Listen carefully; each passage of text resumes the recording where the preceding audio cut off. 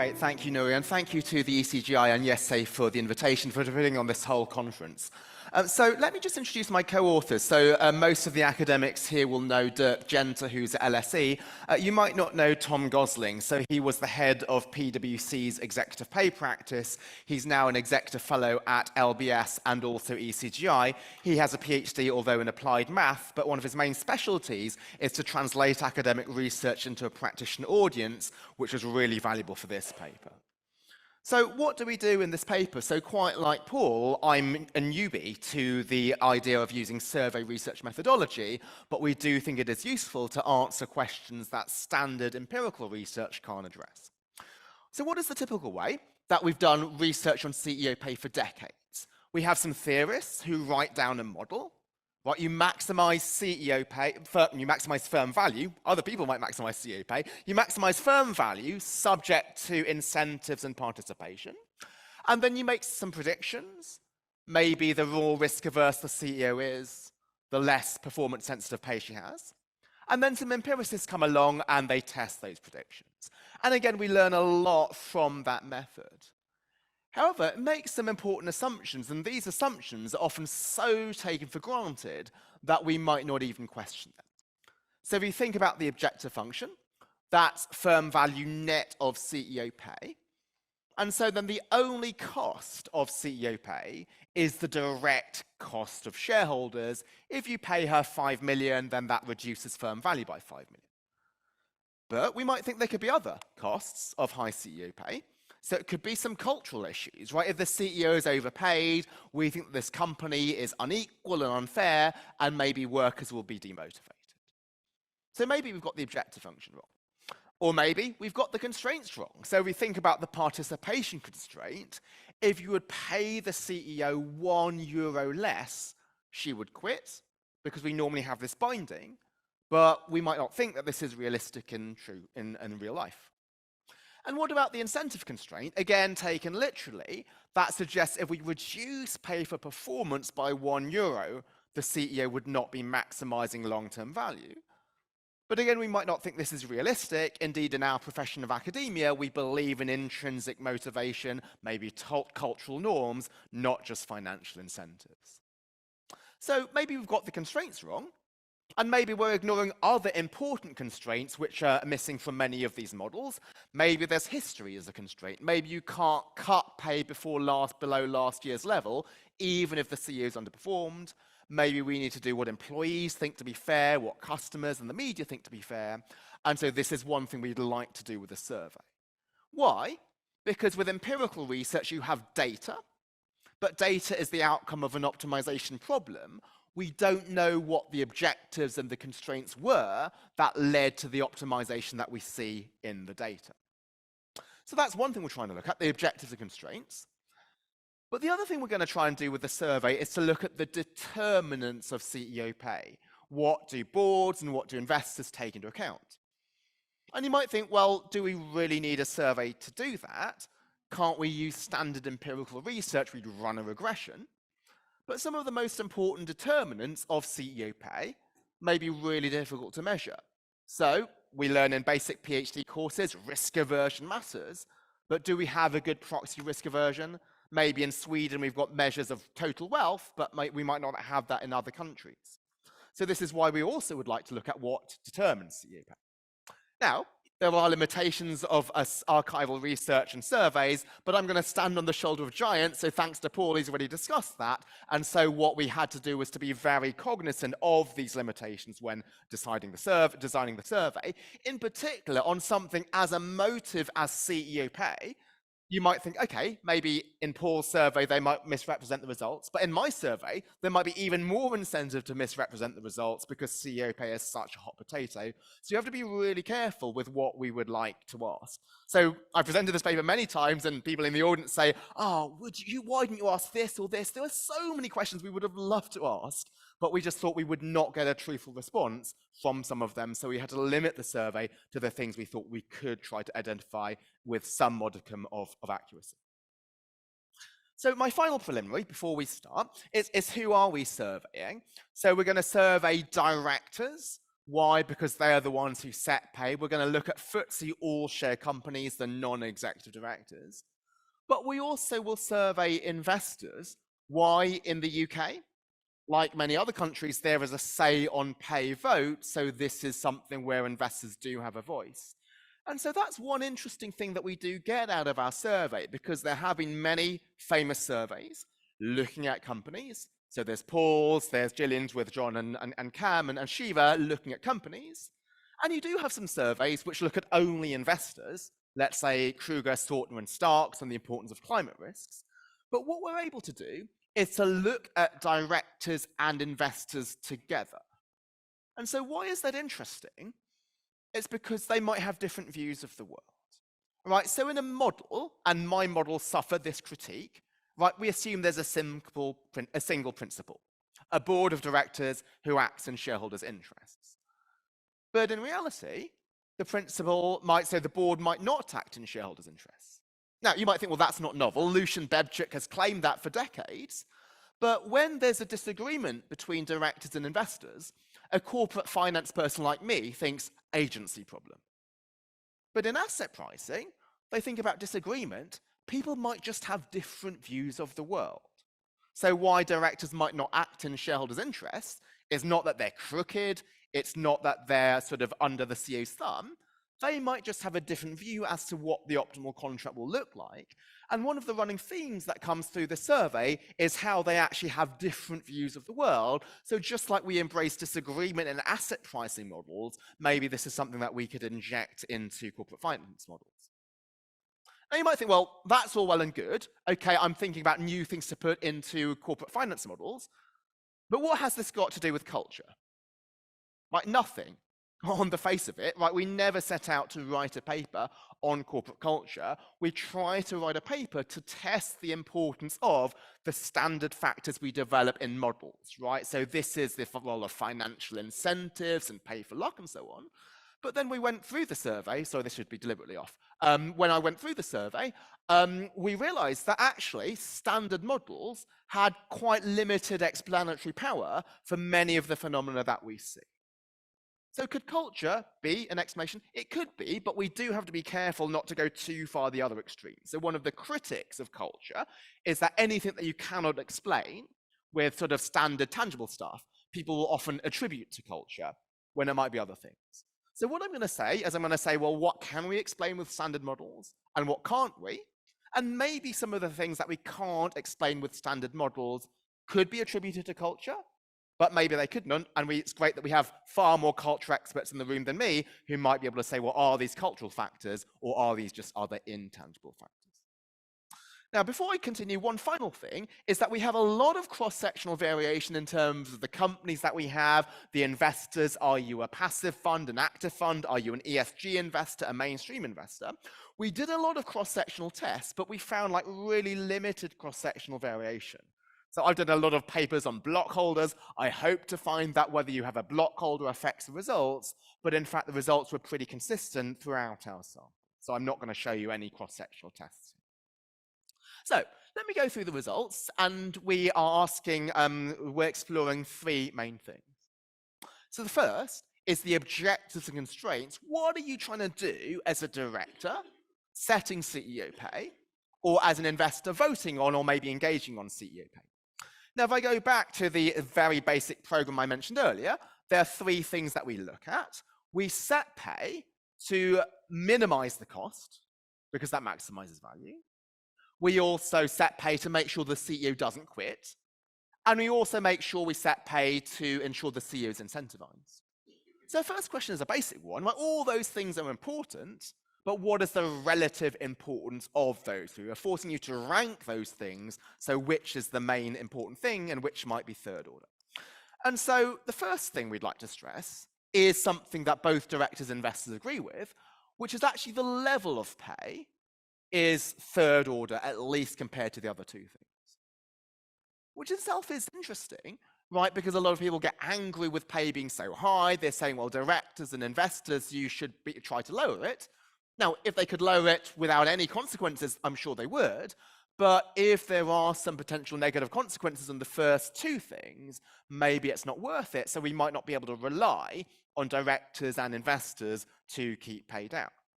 And so that's consistent with some models. So this very famous paper by Gebex and Londier, right, they said, oh, the CEO is so important, getting the right CEO swamps any saving that you could make by getting a cheaper one, so let's make sure the CEO is right.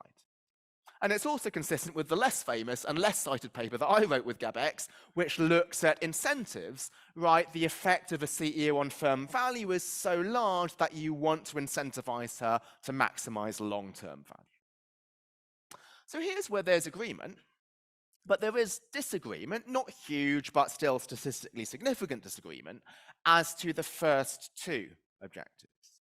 So loosely speaking, directors say the participation constraint is the most important. We need to get the right CEO. Whereas for investors, they think it doesn't really matter who you have, as long as you can incentivize her to create long-term value with a good contract, then that's something that we should focus on. And so here's a disagreement, and if there's a disagreement, we think, well, there could be a couple of reasons for it. The standard reason, the Bebchuk reason, could be we just have weak boards.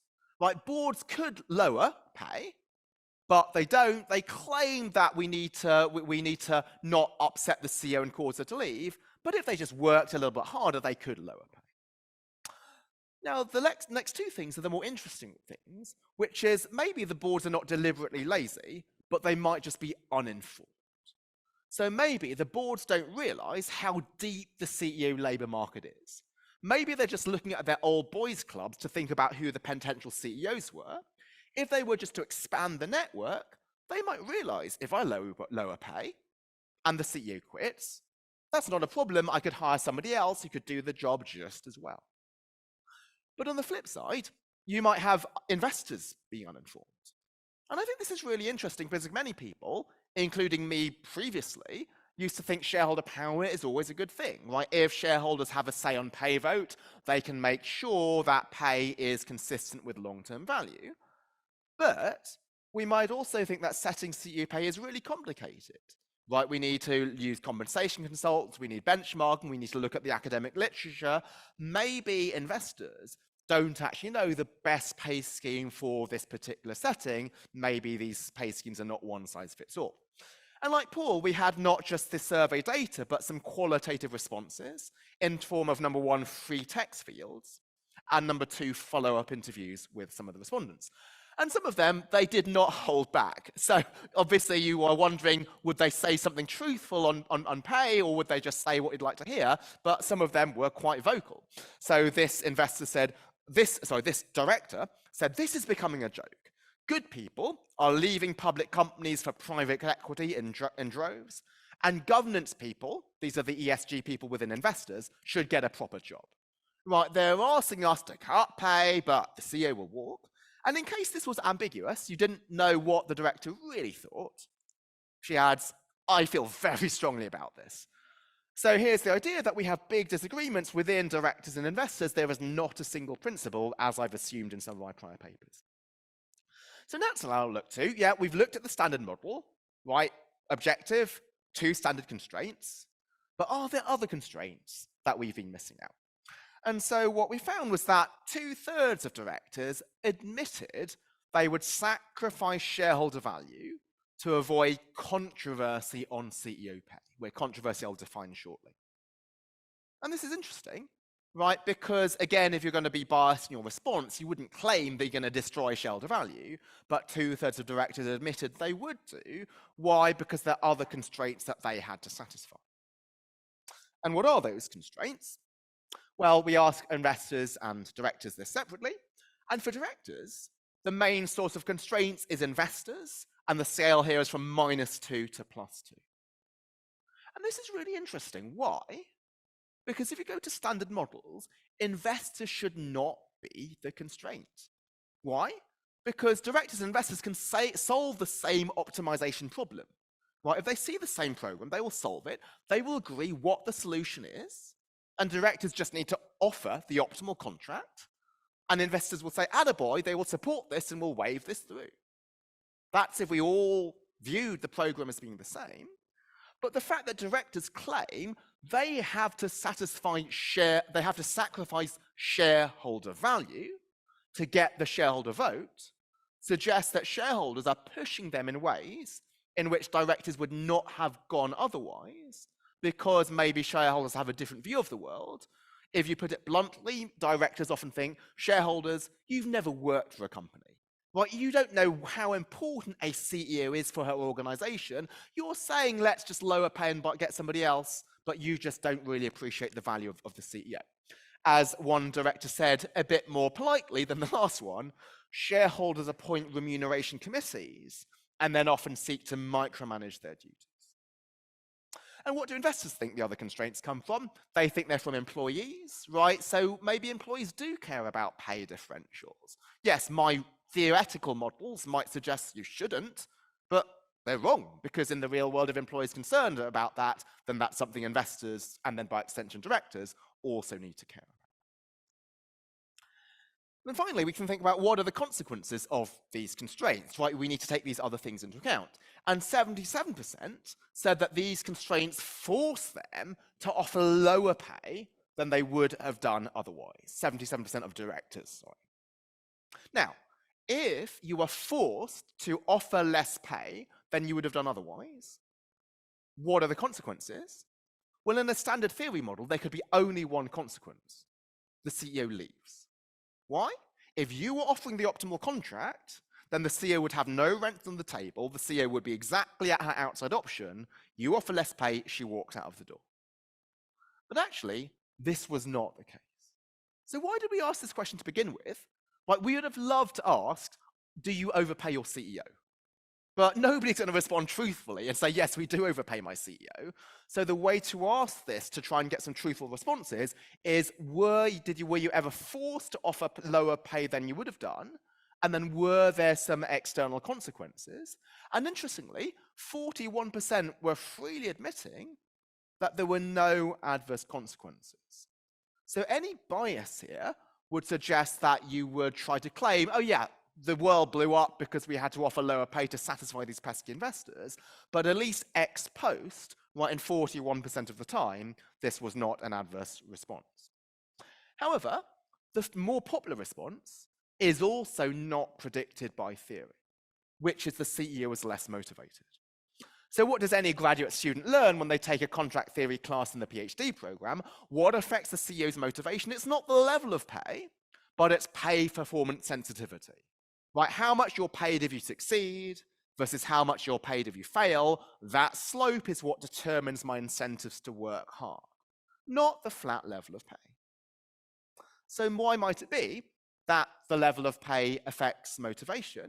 Well, there's some efficiency wage arguments, but they're typically you need to have pay so that you can eat, but CEOs are probably already satisfying those needs. So it's other things like fairness here. So one director talked about the male CEO of the company. He was navigating in a volatile situation. He still did the job, but his morale was affected negatively. The second says there's first the test of pay fairness by the CEO, and as long as pay is fair, this hygiene factor, then you have intrinsic motivation, but fairness is really important. Now, when you see the word fairness, many economists just don't like that word, right? Because it's really fluffy. Right? Maybe some people in the UK think a 45% income tax is fair, others think 40% is fair. So how do we make fair more concrete? Well, fairness, and this builds on the work of Matthew Rabin and others, is fairness is relative to a reference point. Right? That reference point determines what I think fair pay is, and some future questions will shed light on what that reference point or what those set of reference points might be. But just to end here with some theoretical implications, when we think about why we care about pay, we often think about the CEO needs marginal utility of consumption. She needs more pay because she's going to consume it. But we might think, well, the marginal utility for some CEOs is pretty small because they're already really wealthy. Instead, we care not about pay, but pay compared to this set of reference factors. What might those be? Okay, so what I'm going to look at is the determinants of the level of pay. How do we decide how much a CEO gets? Now, for a new CEO, well, the most popular thing is CEO ability. Okay, Gabex, Londier, you were correct on that point. But what's interesting is a lot was paid to CEO pay at peer firms. Now you might think, well, that's not surprising. Don't you need to pay the CEO more than where she could have gone out otherwise? But what is interesting is we have two other questions for those labor market effects, right? Because if there was nothing about fairness, it was just pure economics, you would only need to pay the CEO more than her last job and more than any other job that she could have gone to. But here, this might suggest even if there was no labor market consideration, maybe you still need to pay the CEO the outside option or the peer firm for fairness. So maybe one of the reference points here is other CEO pay, even if you would have never moved there. So like, it's well known that in our profession, you can look up salaries of people at public universities in the US. And let's say you're a professor at the University of Utah. Well, you look and you see somebody at the University of Maryland is being paid more than you. Maybe you're not going to leave because you just love skiing, right? You're not going to leave Utah. But even if you're not going to leave, there's no labor market consideration. If you're not being paid more than somebody of similar research record at Maryland, you think, I'm being treated unfairly, I'm going to be demotivated, that could have cultural issues. So that was the level of pay for a new CEO. Now we're going to try and look at, well, when you have an incumbent CEO, what causes you to change her pay from year to year? And the top answer here is if the CEO performs well, then you pay her more. And again, you might think, well, that's really not surprising. But in fact, it might be surprising because what does any sort of academic learn when they first learn about the CEO pay data?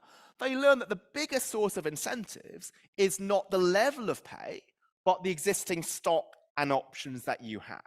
So Steve Jobs could get $1 per year, but the fact that he had $2 billion of wealth in his company, that was already enough to incentivize him to work harder. So actually, you shouldn't really need to change pay year on year, like the CEO already has a lot of wealth invested in the firm. But when we explored this through interviews and also in the qualitative free text fields, what was suggested was that what we care about is not just portfolio incentives, but pay incentives. So why? Well, partly this could be cultural. So let's say you do a great job at your university. Maybe 1 year, hypothetically, I get 3 publications in Econometrica. Now, hypothetical, I've never had that. It will never happen to me. But hypothetically, if that happens, right, what would happen if I got no pay rise? That shouldn't affect my incentives because my incentives, my human capital expansion from getting those 3 publications is so high that a £1,000 pay rise would not really affect my decision to work hard. But if I get those 3 publications and then I don't get my pay rise, I think it's unfair. Similarly, if a CEO works really hard, creates shareholder value and social value, and is not paid more for that, she might think this is unfair. Yes, the value of her stock goes up, but that's not a discretionary decision. Maybe it's what Paul highlighted the role of a board was applause. Right, so if you get a pay rise, that is a discretionary decision by the board. The board has to decide, you've done such a good job, we're going to pay you more. And investors have to vote on that. And so that's something which plays a special role here.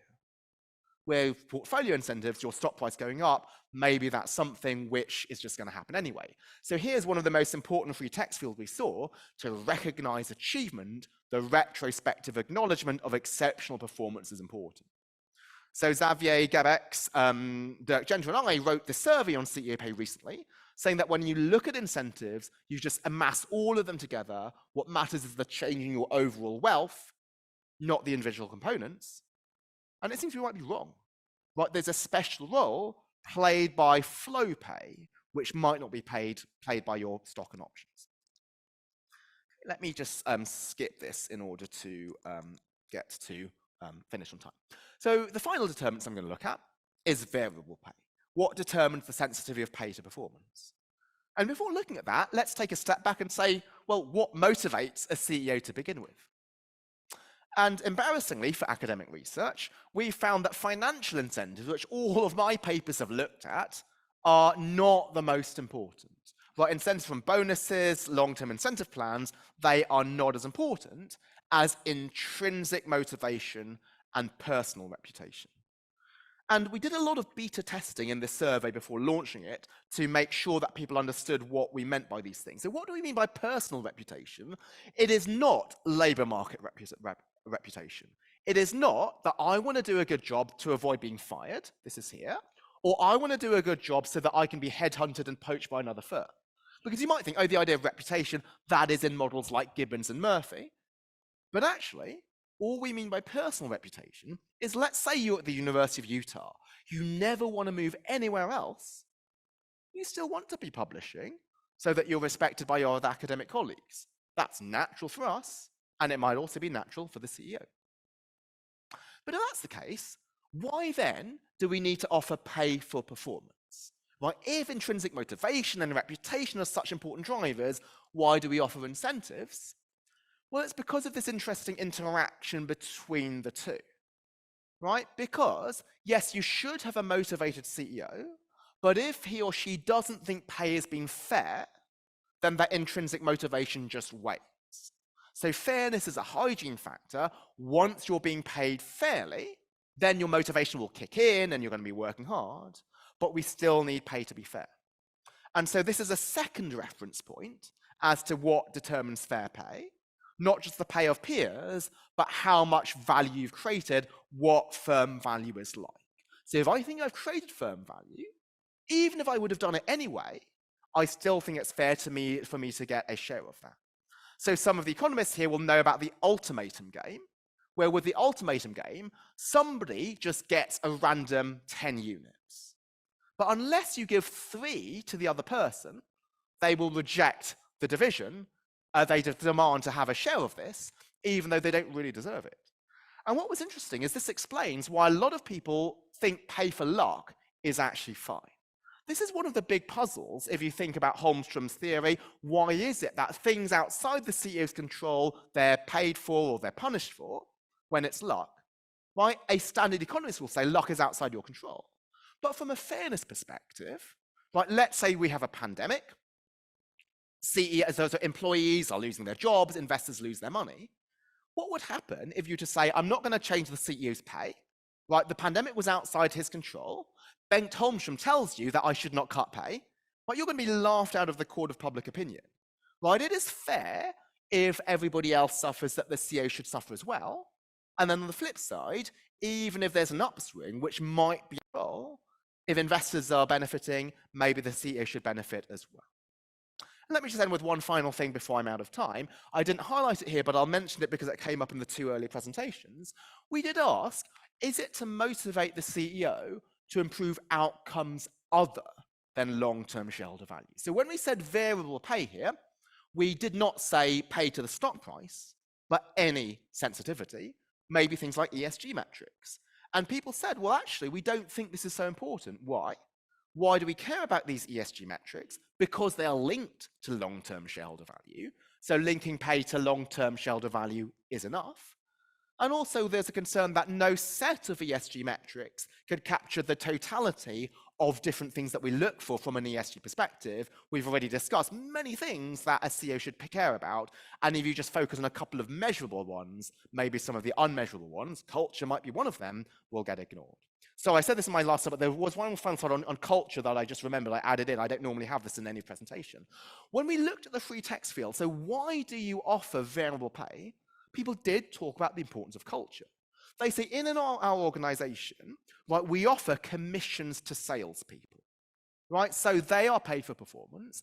We therefore need to offer performance-related pay to the CEO and the executive team so that there's a performance culture throughout the organization, because otherwise it might seem unfair that salespeople are paid for performance, but executives are not.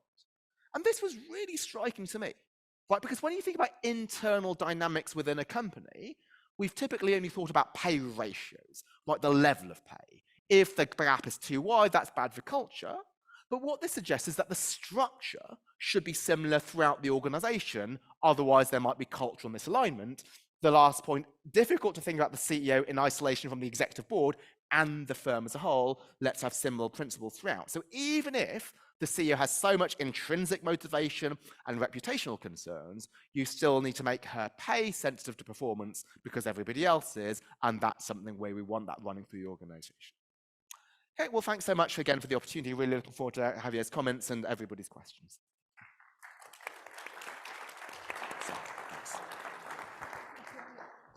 Thank you. So I think I'll have some slides too. I don't know if I have to. Okay, so thank you very much for having me here today, discuss this very interesting paper. I must say I learned a lot. Also, this means maybe that I did not know a lot to start with on this particular topic. But in any case, it's a very good paper. I really recommend to read it. So let me first summarize what I think are the more striking features of your survey, at least from my perspective. The survey is the UK, non-executive directors, excludes investment trust, about 27% of board chairs, 33% of remuneration committee chairs. I think it's important to understand who we are asking. Investors in UK equities, the asset managers, about 80%, owners also such as pension funds. It includes both fund managers, 26%, and governance specialists, 52%. The goal, as Alex said, is to understand the objectives and constraints of contract design, to identify the determinants of pay, and in particular to contrast with our standard theories of how pay should be set for executives. This obviously can inform empirical work, I think, as it has been made evident. For example, the potential disagreement between directors and investors, and why they do disagree, and what are the importance of fairness considerations in executive pay. These are just two examples which I think they are important. The findings. As Alex has reminded us, the basic model to set executive pay is the principal agent model. In the principal agent model, we have a principal, which is a shareholder or shareholders aligned with the board. So that's a single principal that wants to offer an optimal contract to a manager, subject to a participation constraint. That's called the individual rationality constraint. So the manager has to want to enter into the contract, and then incentive constraint. The manager has to exert appropriate effort to conduct the firm. In this principal agent approach, the risk aversion of the manager is very important, because if the manager would not care about risk aversion, you basically give the manager all the control and the residual returns of the firm, and then the manager can proceed. And we'll see how this contrasts with the theory with what the survey finds. So what we learn is that the standard assumptions of executive pay models do not describe, in fact, how pay is actually set, because boards face many more constraints than the model says, the individual rationality constraint and the incentive compatibility constraint. For example, paying per firms affect the new CEO pay because it affects what this CEO views as fair, okay, rather than because of labor market competition. This is in total contrast with the standard model. Okay. Also, and more strikingly, there is no single principle. So the idea that there is a single principle, a shareholder aligned with the board, is not there. Directors and investors disagree on how to maximize shareholder value. Okay. Here, you did not emphasize that, but I hope I did not misunderstood. I understood that investors want boards to lower the level of pay and align incentives more to long-term shareholder value. But you may want to qualify this. Directors believe that investors underestimate the difficulties of attracting and retaining CEOs, and that implementing investors' wishes would demotivate the CEO or precipitate her departure. Directors view attracting and retaining the CEO, that's to say, satisfying the individual rationality constraint, as the most important goal of pay, while investors believe that motivating the CEO, that's to say, satisfying the incentive compatibility constraint with a long horizon, is more important. Okay, so that's an important tension between the two. Additional constraints, as explained, force directors to offer an inferior pay structure according to the directors. Okay, second slide with the findings. Again, in contrast with the traditional model, and this is also very striking, the CEO's intrinsic motivation and personal reputation are more important. Financial incentives are important but secondary and complementary. The flow pay is important for exposed recognition, not so much for consumption, as you have explained, because you already own a lot of shares, the firms, it should not be this important. Main determinant of pay variability is how much CEO can affect firm performance, but the risk aversion of the CEO is not so important, okay? Again, in contrast with the model. We see also little use of relative performance evaluation and long-term incentives in relation to the theory. And again, fairness plays a big role. What others are paid and internal comparisons. The importance of reference points for CEOs, directors, and investors, that CEOs are expected to share external shocks with investors and stakeholders, that CEOs' pay should be sensitive to performance if employees' pay it is. So all this, I think it's quite interesting, in particular because it contrasts very much with the standard model, okay? And so that's what the directors and investors say. Okay, so, and obviously all these ingredients which are not in the standard model, one is tempted to say that are part of the corporate culture of the firm, right? Because intrinsic motivation, personal reputation, and first considerations, definitely they seem linked, no? And so probably you could spell out more the implications for corporate culture, speculate more, basically, at the end of the day. Okay, questions.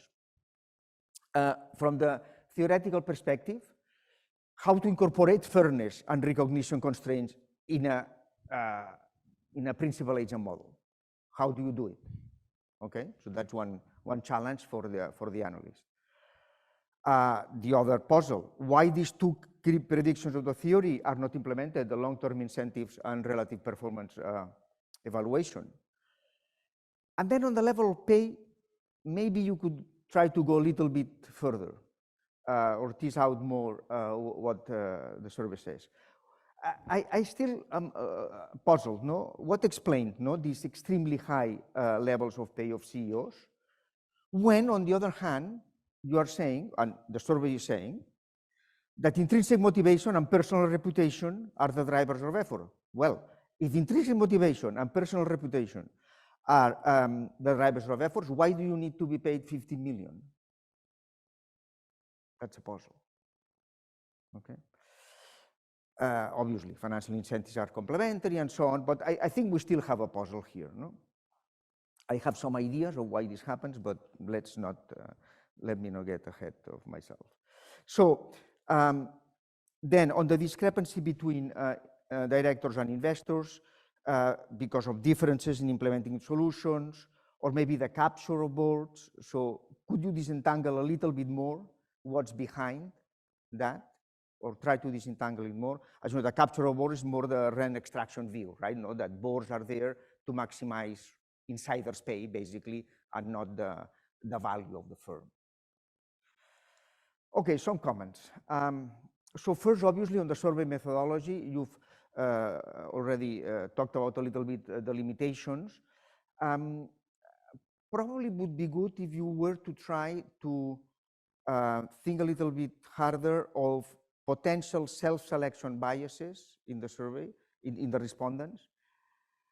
And then also, I'm puzzled by something. What are the implications for if the respondents, even if normally is a director, in practice it may be a governance expert?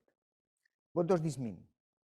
So the governance expert may want to conform, to look good, I don't know. I would like to understand if this may introduce some bias or not, and in what direction.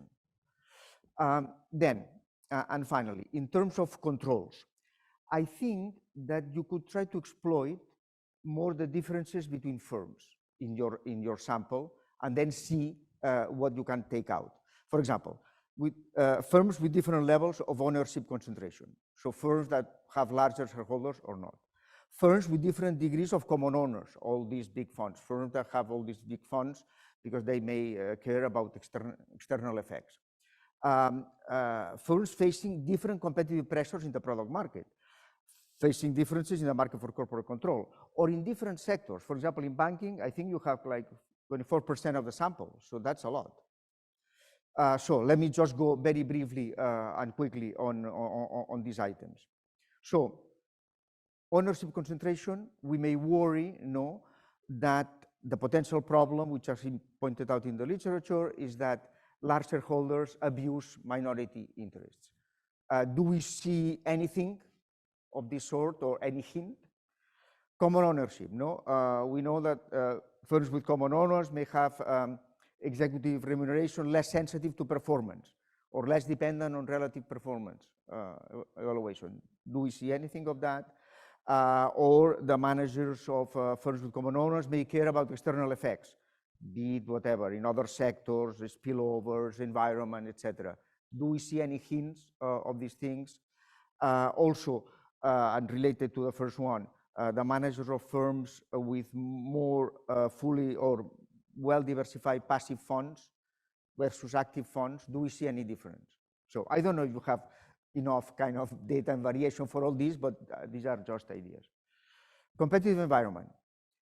Firms operating in a more competitive market, they should have, in principle, remuneration more sensitive to performance.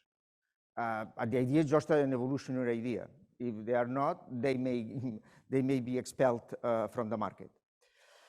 Market for corporate control. So this one you cannot do because you just look at the UK.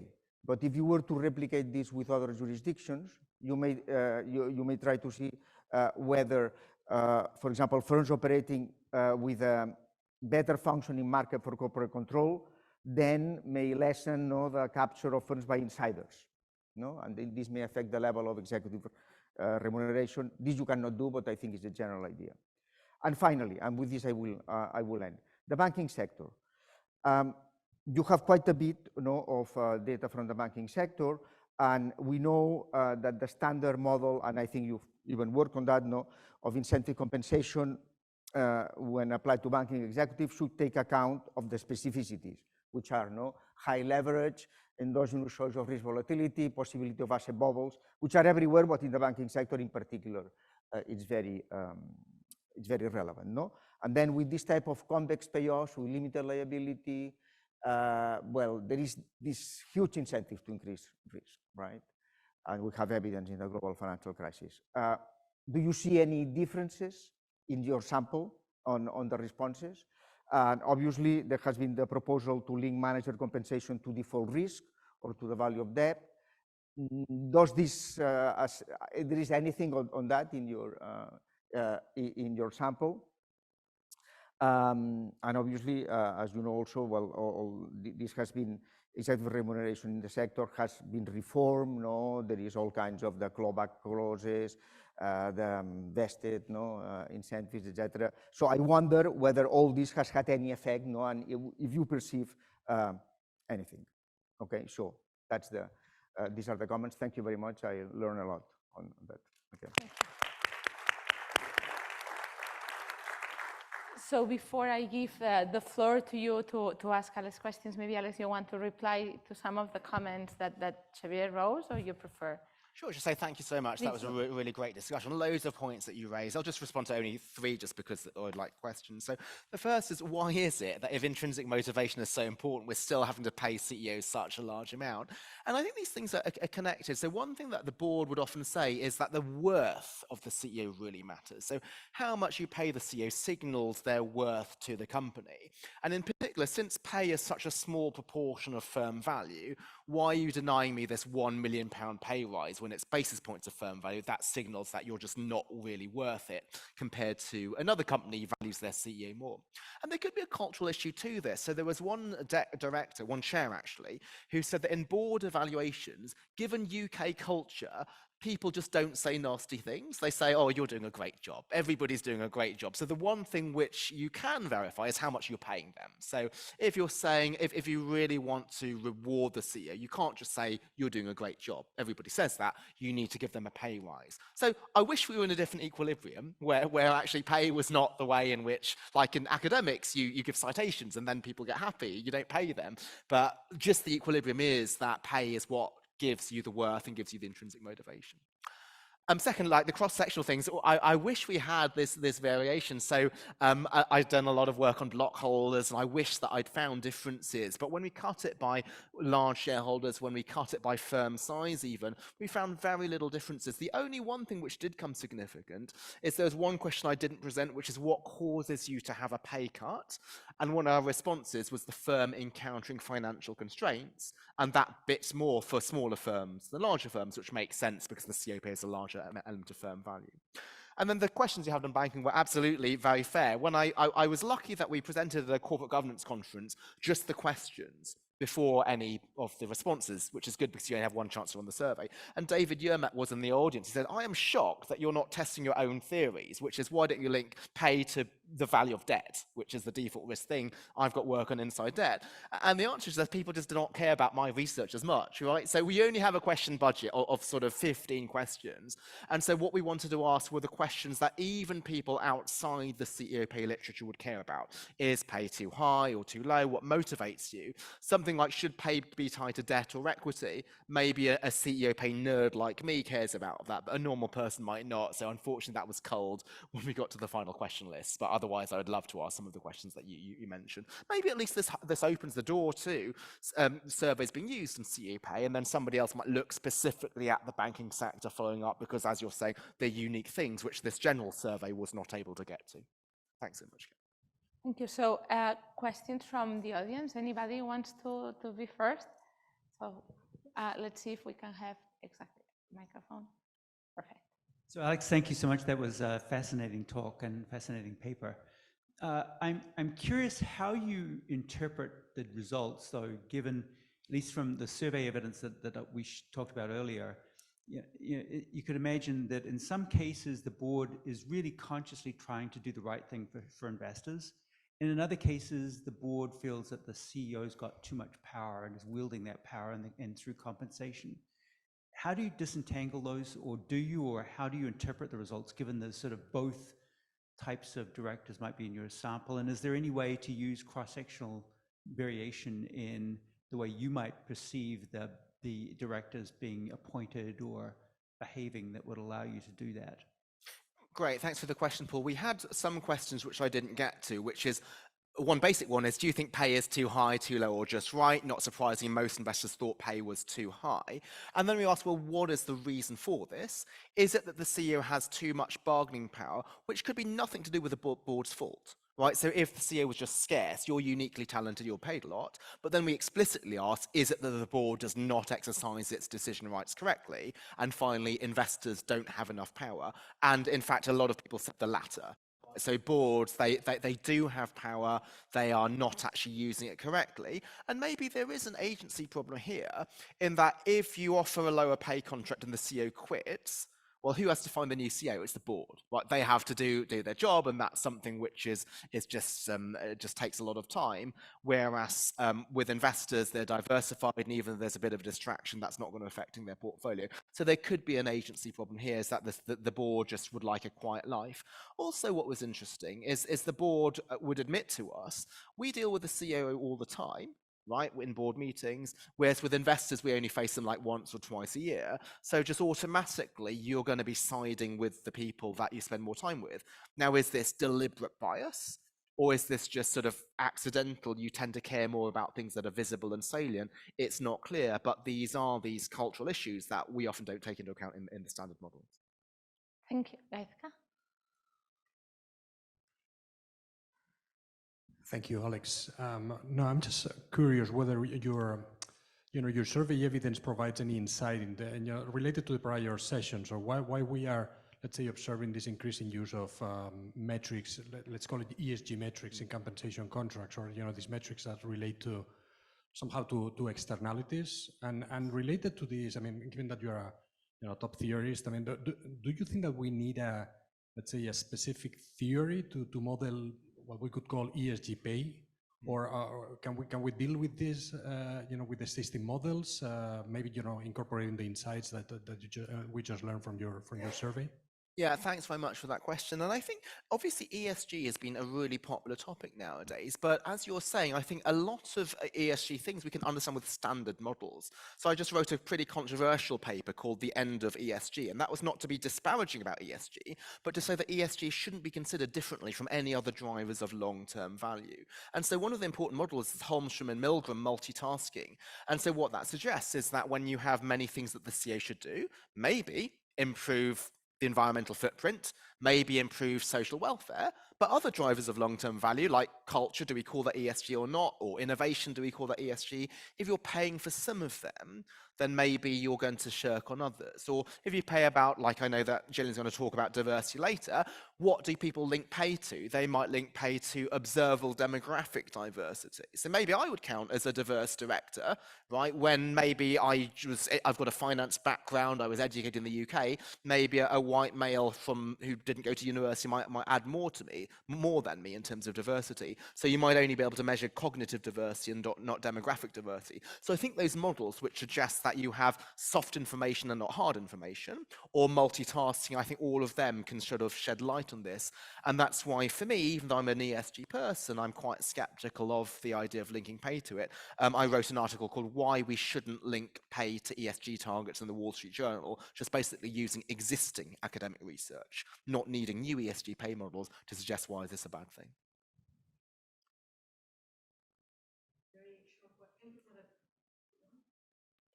Thank you for the great presentation. I have a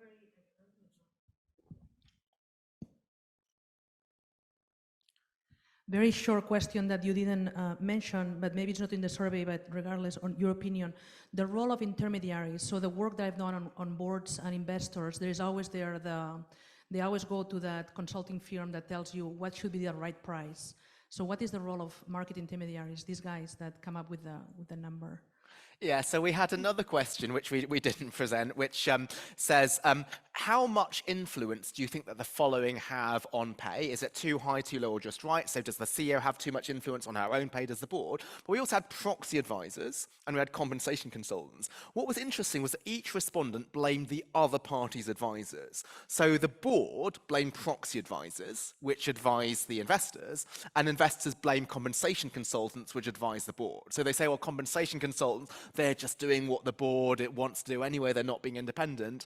And then the board says proxy advisors, they're doing one size fits all things. So each party was blaming the other. So people think compensation consultants are negative. Now, what do they actually do? There is empirical research by Murphy and Sandino and so on trying to disentangle this.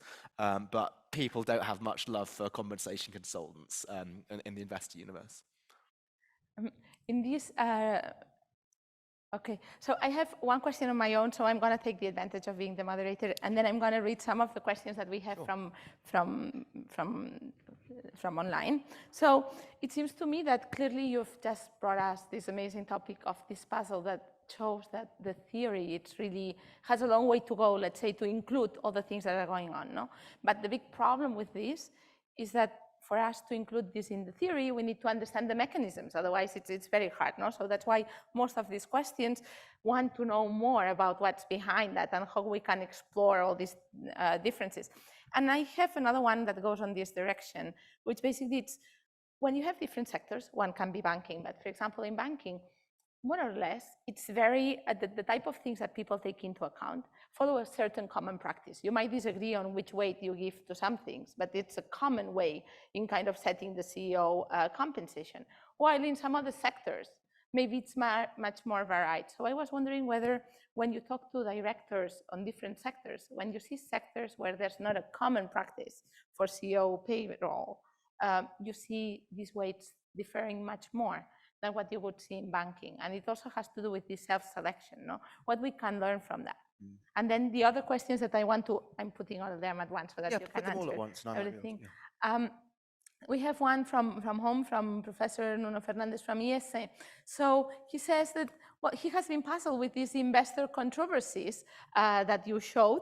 And he's wondering whether you think that directors' own job market concerns can play a role. So apparently directors were very concerned, no, of having these investors' controversies. Is it because their own job is at stake and not the CEOs or the firm performance?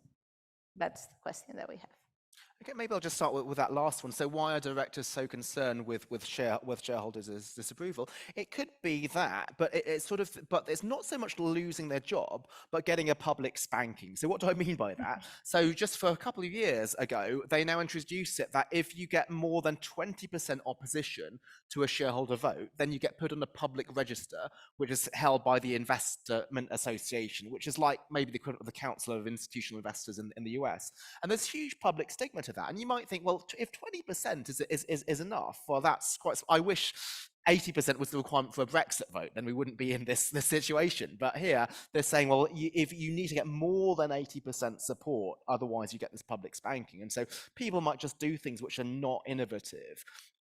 Partly because of maybe your second question, Nuria, which is you just need to do what the rest of the market is doing. So if I do what the rest of the market is doing, I'm not innovating, then I'm going to be getting these votes through. So what some people have tried to do was to drop all of these performance targets to act on the basis of Holmes and Milgram and then just pay according to long-term equity. And sometimes that has been successful. There's a Harvard Business School case on the Weir Group where Claire Chapman, the Remco chair who works with both Tom and me, what she had to do was just go through loads and loads of consultations with the proxy advisor to explain why this was right.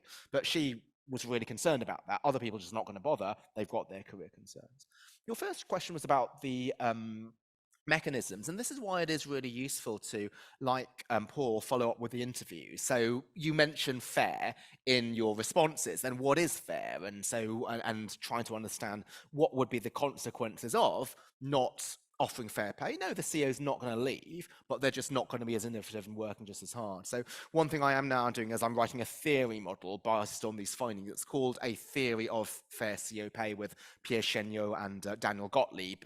Daniel in particular does behavioral economics, and so hopefully that will be out in a month or so. But trying to look at if you don't have incentive concerns, but you believe that pay should be linked to your output, how does that give different predictions from a standard incentive model? Thank you. So if there are no more questions, I think we are going to be stopping here. I want to thank the discussant and the presenter, and then we'll see you all at lunch, which I believe it's going to be in the terrace. Yes? Okay. So thank you very much, the two of you. Thanks. Thank